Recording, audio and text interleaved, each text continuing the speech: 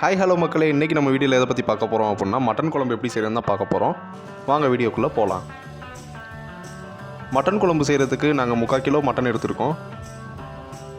Mutton first நம்ம வேக வைக்கணும். ஸோ அதனால் ஒரு குக்கர் எடுத்துகிட்டு அதில் கொஞ்சோண்டு மஞ்சத்தூள், கறி முங்குற அளவுக்கு ஒரு சொம்புன்ற அளவுக்கு தண்ணி எடுத்துக்கோங்க.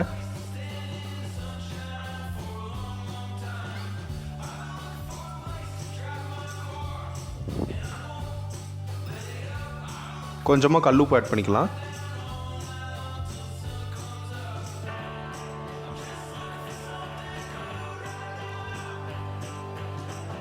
இப்போ குக்கரை மூடிட்டு ஒரு 2லேருந்து 3 விசில் வர வரைக்கும் வச்சு எடுத்துக்கலாம்.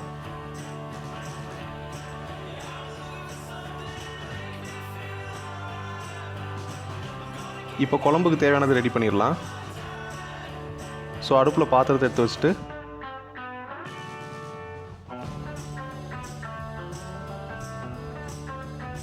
மூணு இல்லைனா 4 கடலெண்ணெய் டீஸ்பூன் அளவுக்கு சேர்த்துக்கோங்க.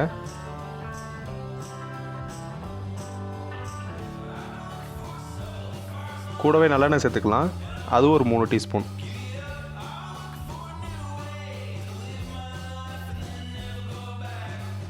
எண்ணெய் நல்லா காஞ்சதுக்கப்புறமா கொஞ்சோண்டு கடுகு ஆட் பண்ணிக்கலாம்.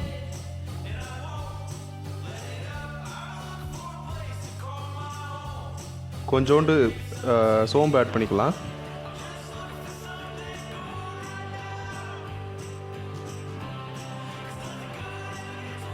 ரெண்டு பெரிய வெங்காயம், 100 சின்ன வெங்காயம் எடுத்துக்கலாம்.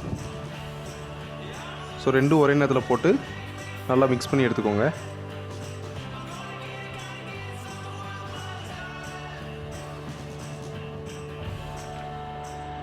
வெங்காயம் நல்லா வதங்கணும். அந்த வெங்காயத்தோட பச்சை ஸ்மெல் போகிற வரைக்கும் நல்லா வதங்கினதுக்கப்புறமா 2 பட்டை, 2 சோம்பு, 1 ஏலக்காய் எல்லாம் சேர்த்து ஆட் பண்ணிக்கலாம். அடி பிடிக்காத அளவுக்கு நல்லா வதக்கி விட்டுக்கோங்க.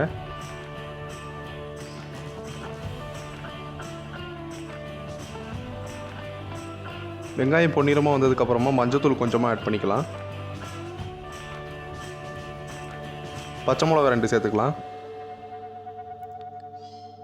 சின்னதாக நறுக்கி வச்சுருந்த தக்காளி 2 சேர்த்துக்கலாம்.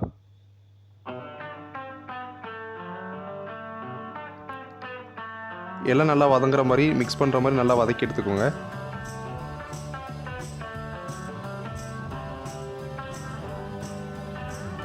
கல்லுப்பு தேவையான அளவு.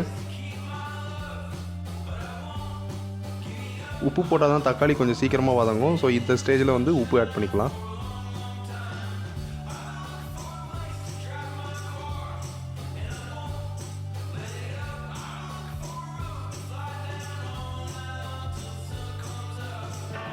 இஞ்சி பூண்டு பேஸ்ட் ஆட் பண்ணிக்கலாம்.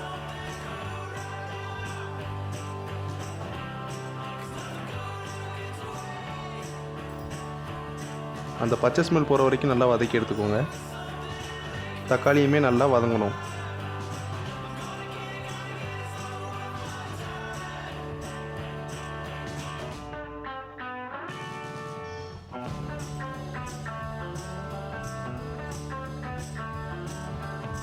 தக்காளி வதங்கணும்.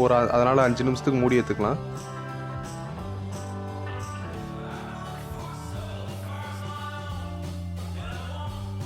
ஓரளவுக்கு எண்ணெயெல்லாம் தனியாக வர்றது பார்க்கலாம். நல்லாவே அடி பிடிக்காமல் இருக்கணுன்றதுக்காக 2 கிட்டு கிட்டிக்கலாம். தக்காளி கொஞ்சம் வதங்கினதுக்கப்புறமா 1 டீஸ்பூன் தனி மிளகாத்தூள் ஆட் பண்ணிக்கலாம். குழம்புக்கு போடுற மிளகாத்தூள் 3 டீஸ்பூன் ஆட் பண்ணிக்கோங்க.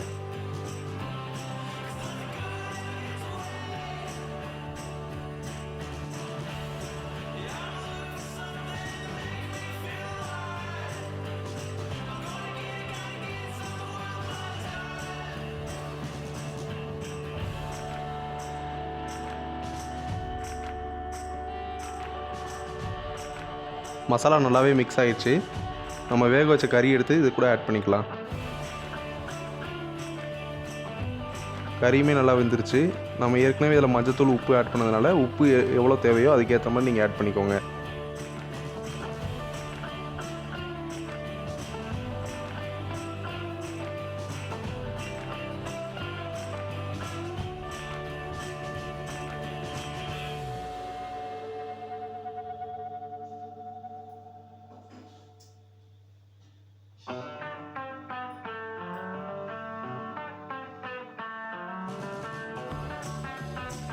நல்லா ஈவனாக மிக்ஸ் பண்ணதுக்கப்புறமா கொஞ்சோண்டு தண்ணி வேணுன்ற அளவுக்கு ஆட் பண்ணிக்கோங்க. உங்களுக்கு குழம்புக்கு எவ்வளோ தேவையோ அதுக்கேற்ற மாதிரி ஆட் பண்ணிக்கோங்க. ஒன்ஸ் மிக்ஸ் பண்ணதுக்கப்புறமா உப்பும் செக் பண்ணிக்கோங்க.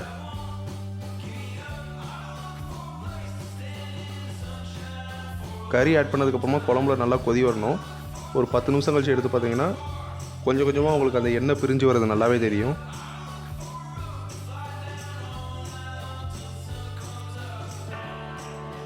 தேங்காய், முந்திரி பருப்பு, கடலைப்பருப்பு எல்லாம் சேர்த்து நல்லா அரைச்சி எடுத்துக்கோங்க.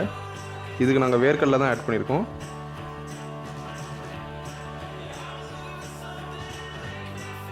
தேங்காய், வேர்க்கடலை, முந்திரி பருப்பு இதெல்லாம் சேர்த்து அரைச்சி போட்டிங்கன்னா உங்களுக்கு குழம்பு நல்லா ருசி கொடுக்கும்.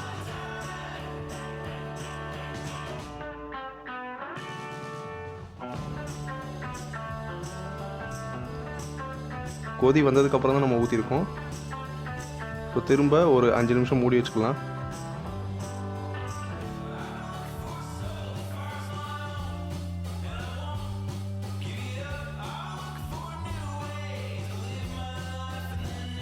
ஸ்மெல் நல்லாவே வர ஆரம்பிச்சிருச்சு.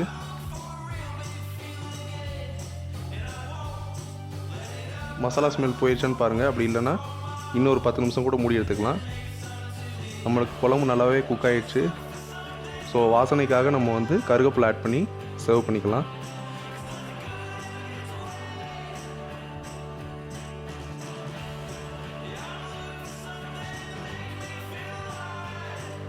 நம்ம எல்லாமே வீட்டு மிளகாத்தூள் போட்டதுனால ஸ்மெல் நல்லாவே இருக்குது. நம்ம எக்ஸ்ட்ரா எதுவுமே ஆட் பண்ணல. ஸோ ஸ்மெல்லு வந்து வீடு ஃபுல்லாகவே நல்லா மணக்குது. கறியுமே நல்லா குக் ஆகிடுச்சு. அவ்வளோதான் கைஸ். ஸோ சிம்பிளாக ஈஸியாக மட்டன் குழம்பு எப்படி செய்யணும்னு பார்த்தோம். இது நம்ம இட்லி எல்லாத்துக்குமே யூஸ் பண்ணிக்கலாம். நெக்ஸ்ட் வீடியோவில் இன்னொரு டிஷ்ஷோடு நம்ம பார்க்கலாம். தேங்க்யூ.